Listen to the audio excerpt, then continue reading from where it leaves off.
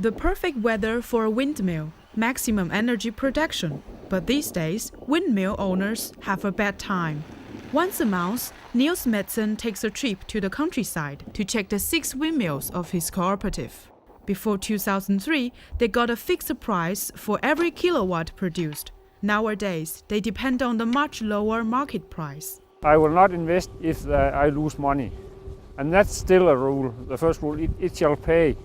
Otherwise, I will not recommend to build. As Madsen's cooperative brought the windmills in the 80s, they could forecast their wind power earnings over years. With the wind power price relating to the prices of other energy sources, windmill owners sharply reduced their investments.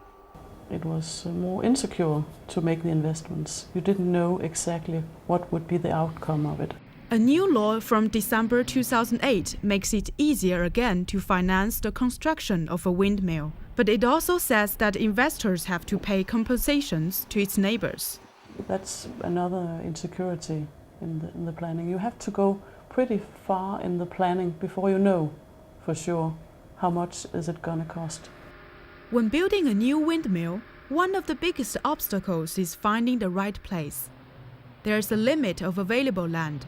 The density of windmills is already very high, and you cannot only rely on wind power.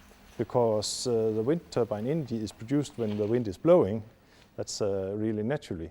And you have some other sources to level out, so if the wind is not blowing, you need energy from other sources. Still, new windmill projects are on their way.